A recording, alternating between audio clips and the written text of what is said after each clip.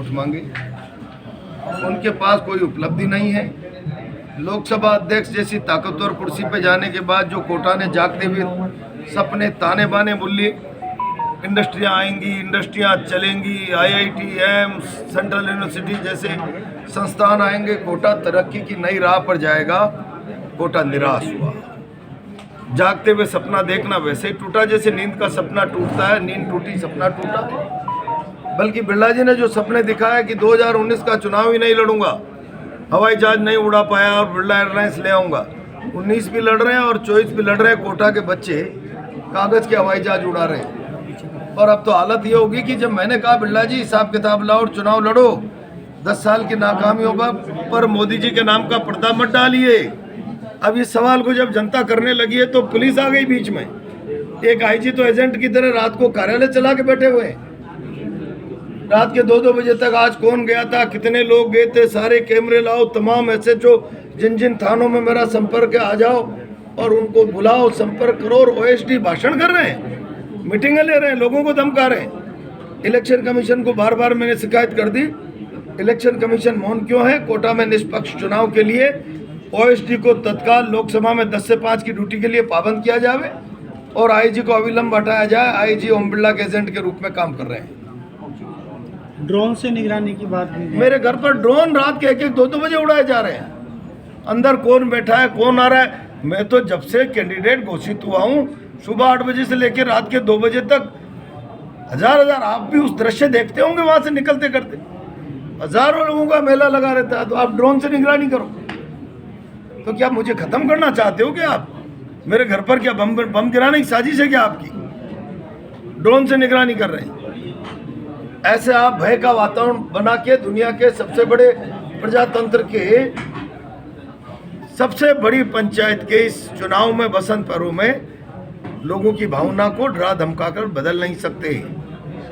कोटा की जनता बिरला जी 10 साल के हिसाब के आधार पर फैसला करेगी। आपके पास कोई हिसाब नहीं है। आप जो सोशल मीडिया पे पार्क निर्माण और फलाना निर्माण पहली बार के पार्षदों के काम गिना रहे हो भाई, थोड़ी बहुत तो नैतिकता रखो यार। पार्षदों का काम लोकसभा का अध्यक्ष गिना रहा है, ये तो मैं ही नहीं गिनाता। मैं 2 बार MLA रहा हूँ, एक घर को पानी दिया, 4 घर मंडी के 100% गाँव, कोटा उत्तर के 4 घरों की और बस्ती में भी पानी, बैराज और रंगपुर जैसे पुल, मंडी के मोड़क और मंडी जैसे पुल, ताखली के बंदे, बड़े बड़े काम मैंने करके दिए। आप एक तो बता दो भैया, लफाजी और मीठी गोली के अलावा।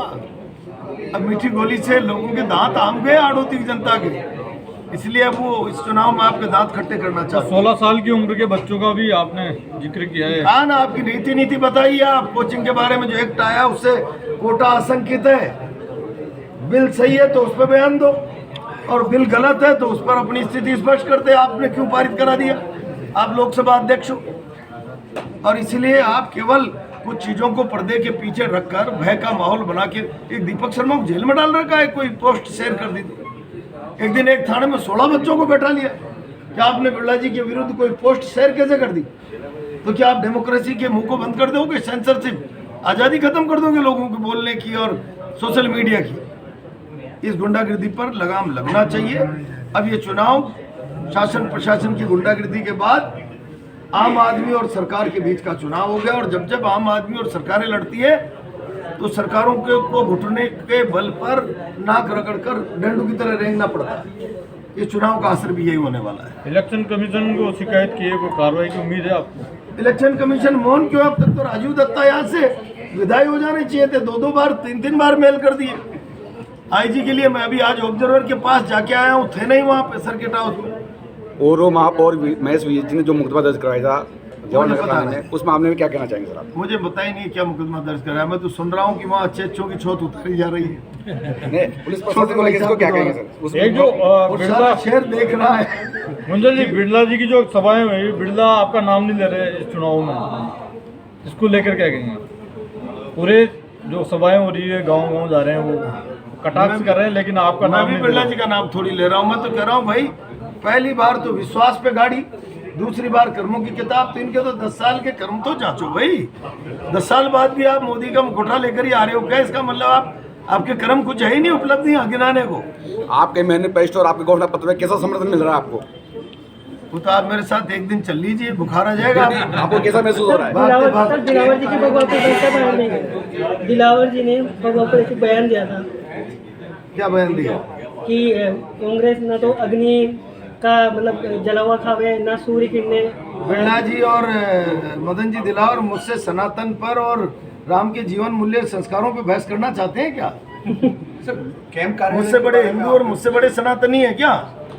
उस सनातन की मार्केटिंग करके राजनीतिक लाभ अर्जित करना जानते होंगे। सनातन किसको बोलते हैं ये तो शायद ओम बिरला जी और मदन जी दिलावर की समझ के बाहर का विषय होगा, और इसलिए ये मेरे से नहीं करें सनातन की और हिंदू की बात। लोकसभा कैंप कार्यालय के बारे में कैंप कार्यालय कैसे? कैंप कार्यालय का मतलब लोकसभा अध्यक्ष का ऑफिशियली कोटा प्रवास का ऑफिशियल कार्यालय।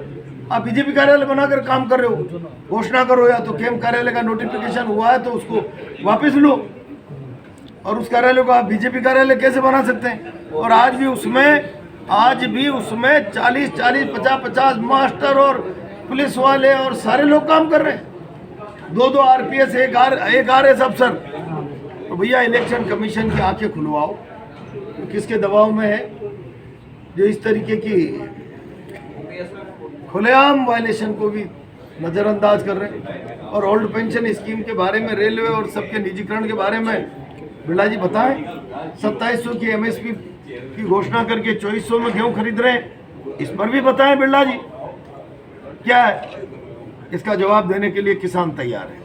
ये कोटा संभाग की जो भामाशाह मंडी है, पूरा संभाग के लोग यहाँ आते हैं, इसके विस्तार के बाद 10 साल से आज भी वही की वही है, लोग वो परेशान। बिरला जी तो हर चुनाव में अगले 3 महीने में